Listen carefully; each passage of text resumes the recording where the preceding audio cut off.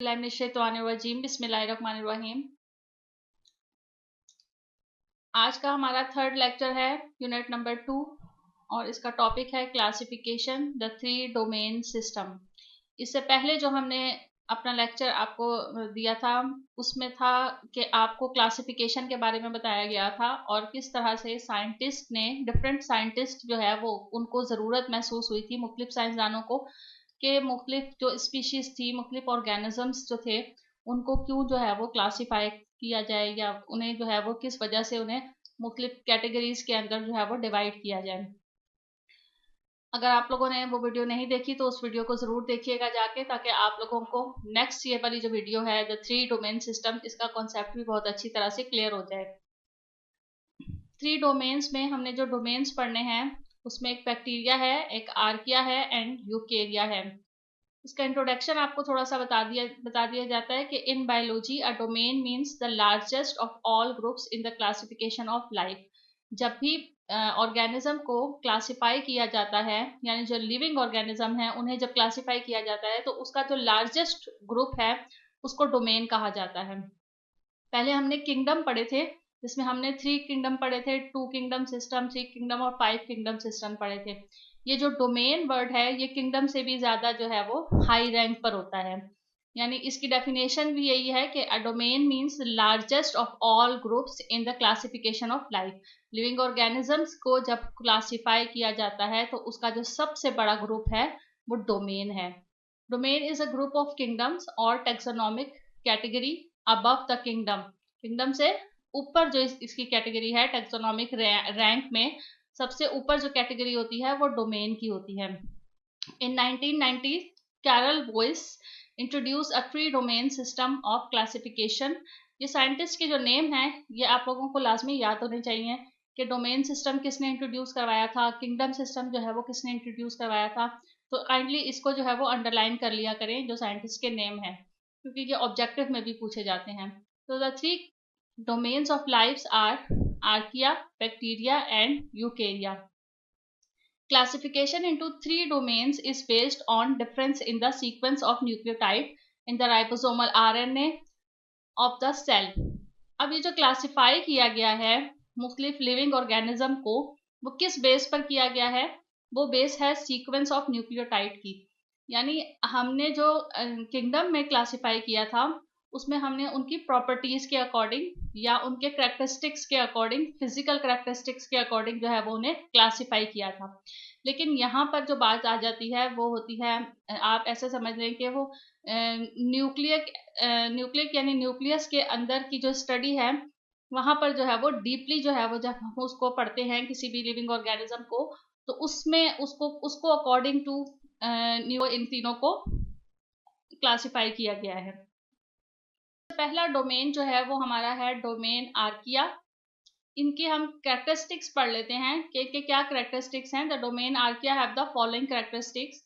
Archaea are prokaryotic cells, यानी archaea में जितने भी ऑर्गेनिजम्स इंक्लूड होंगे उन ऑर्गेनिजम्स में प्रोकैरियोटिक सेल्स होंगे। The cell walls of archaea contain no peptidoglycan. ये जो आर्किया की जो सेल वॉल है उसमें पेप्टाइडोग्लाइकेन मौजूद नहीं होता है। इसी तरह से ribosomal RNA are not found in bacteria and eukarya. ये जो राइबोसोमल आरएनए है ये बैक्टीरिया और यूकेरिया में मौजूद नहीं होता है। तो ऐसे ऑर्गेनिजम्स जिसमें राइबोसोमल आरएनए मौजूद होता है उसको डोमेन आर्किया में रखते हैं। Archaea are not sensitive to some antibiotics that affect bacteria and they are sensitive to some antibiotics that affect the eukarya. कुछ ऐसी एंटीबायोटिक्स होती हैं जिनके लिए आर्किया जो है वो सेंसिटिव नहीं होते हैं, यानी आर्किया को उन एंटीबायोटिक्स से अफेक्ट नहीं पड़ता है, जबकि बैक्टीरिया जो है वो उससे अफेक्ट होते हैं। बैक्टीरिया का उन एंटीबायोटिक्स के ऊपर असर होता है। They are sensitive to some antibiotics that affect the eukarya, और कुछ ऐसी एंटीबायोटिक्स हैं जो कि यूकेरिया पर भी अफेक्ट करती हैं और इसी तरह से साथ साथ आर्किया पर भी अफेक्ट करती हैं। नंबर ई पार्ट जो है वो इसका वो है archaea often live in extreme environment. आमतौर पर ये जो है वो एक्सट्रीम इन्वायरमेंट में भी बहुत अच्छी तरह से सर्वाइव कर लेते हैं। Archaea membrane can withstand higher temperature and stronger acid concentration। चूंकि ये एक्सट्रीम एनवायरनमेंट में आप सरवाइव कर सकते हैं, ये इसी वजह से सरवाइव करते हैं क्योंकि जो इनकी मेम्ब्रेन होती है वो हायर टेम्परेचर के ऊपर भी बहुत ज़्यादा स्ट्रोंगर होती है और स्ट्रोंगर एसिड कंसंट्रेशन भी जो है वो इनकी होती है। आर्कियल क्रिएट्स इंक्लूड्स मैथेनोजेंस, हेलोफाइल्स और थर्मो एसिडोफाइल्स। आर्कियल जो क्रिएचर्स हैं, यानी आर्कियल के अंदर जितने भी जो है वो ऑर्गेनिजम्स इंक्लूड्स हैं, उसमें ये मैथेनोजेंस हैं, हेलोफाइल्स हैं और थर्मो एसिडोफाइल्स हैं। The domain bacteria have the following characteristics. इनके कैरेक्टरिस्टिक्स के अकॉर्डिंग उन्हें एक डोमेन बैक्टीरिया में इंक्लूड किया गया है। Bacteria are prokaryotic cells. Archaea की तरह बैक्टीरिया में भी प्रोकैरियोटिक सेल्स होते हैं। The cell walls of bacteria contain peptidoglycan. Archaea में पेप्टाइडोग्लाइकेन मौजूद नहीं होती है, जबकि बैक्टीरिया में पेप्टाइडोग्लाइकेन प्रेजेंट होती है। They contain ribosomal RNA that is unique to bacteria. इनमें राइबोसोमल आरएनए प्रेजेंट होता है, आर्किया में राइबोसोमल आरएनए प्रेजेंट नहीं होता है। तो यही, और इसके अंदर जो राइबोसोमल आरएनए है वो बैक्टीरिया के अंदर ये एक यूनिक किस्म का आरएनए मौजूद होता है। Bacteria are sensitive to traditional antibacterial antibiotics but are resistant to most antibiotics that affect eukarya. बहुत सारी एंटीबायोटिक्स हैं जिसके लिए बैक्टीरिया सेंसिटिव होते हैं, यानी हम एंटीबायोटिक्स को या एंटीबैक्टीरियल एंटीबायोटिक्स को यूज करके इन बैक्टीरिया को किल कर सकते हैं। सेंसिटिव का ये मतलब है। लेकिन ऐसे भी जो है वो एंटीबायोटिक्स होती हैं जिनके खिलाफ ये रेजिस्टेंट होते हैं, यानी अगर उन एंटीबायोटिक्स को इस्तेमाल किया जाए तो उससे बैक्टीरिया को कोई अफेक्ट नहीं पड़ता है। लेकिन ये वाली एंटीबायोटिक्स जो हैं ये यूकेरिया के ऊपर अफेक्ट करती हैं। द डोमेन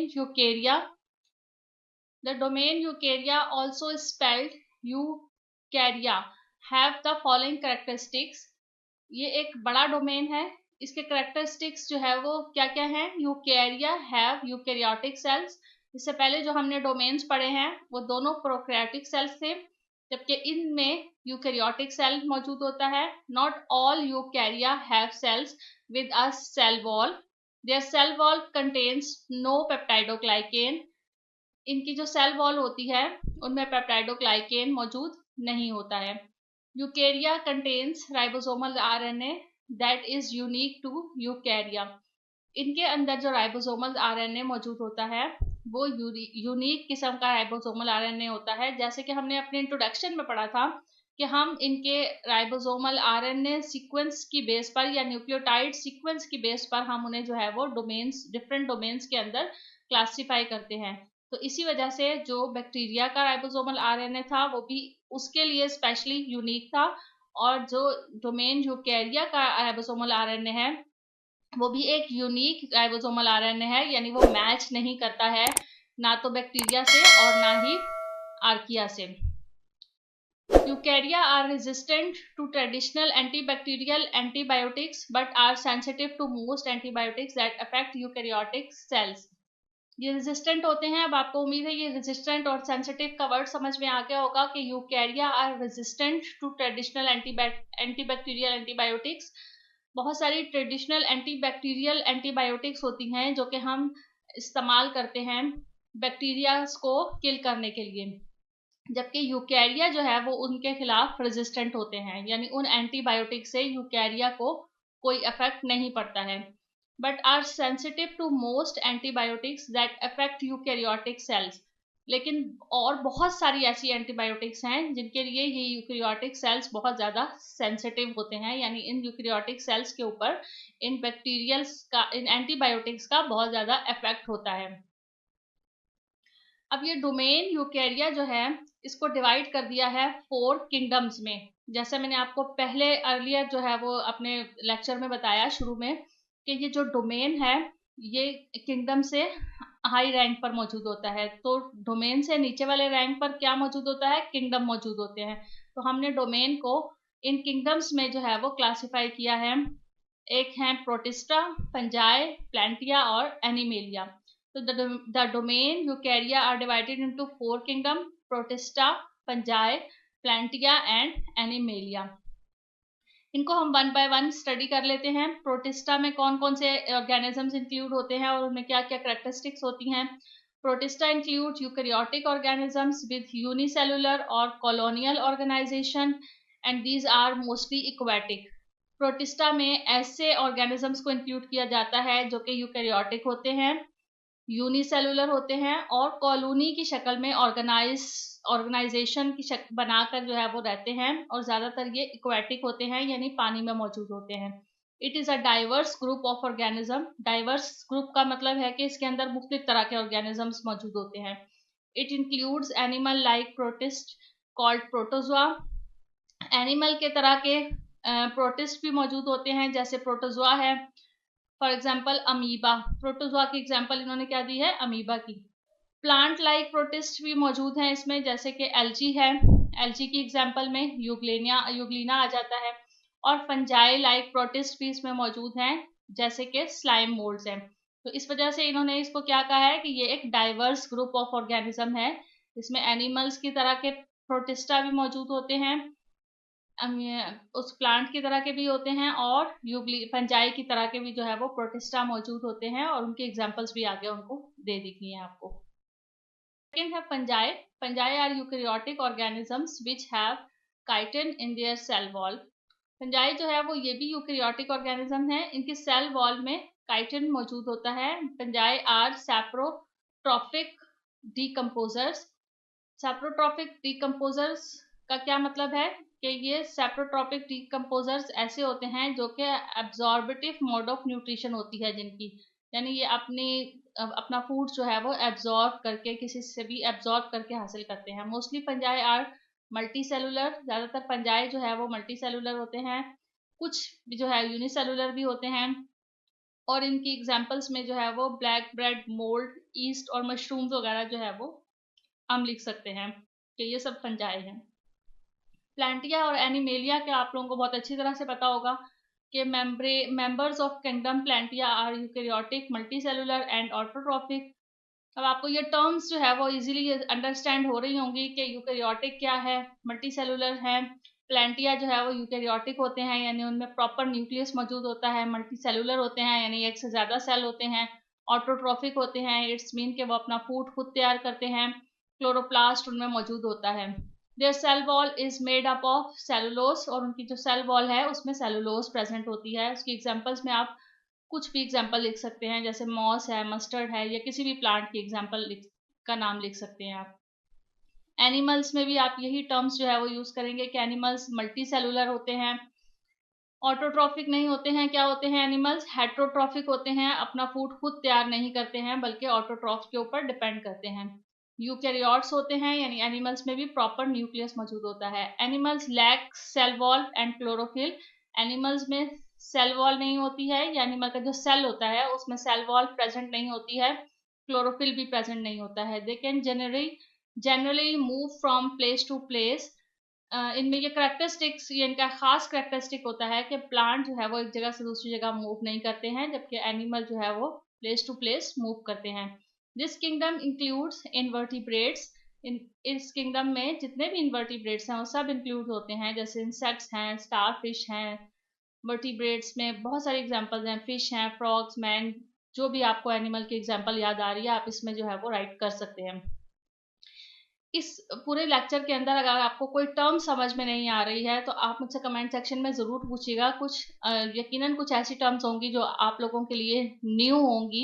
मैंने आपको एक्सप्लेन करने की जितनी भी टर्म्स हैं उनको कोशिश की है, लेकिन हो सकता है कि कोई टर्म्स रह गई हो जो कि मैं एक्सप्लेन ना कर सकी हूँ और आपको समझ में ना आए या आपका कॉन्सेप्ट ना क्लियर हो, तो आप लोग ज़रूर जो है वो कमेंट सेक्शन में मुझसे पूछ सकते हैं। Thank you so much. अल्लाह हाफिज़।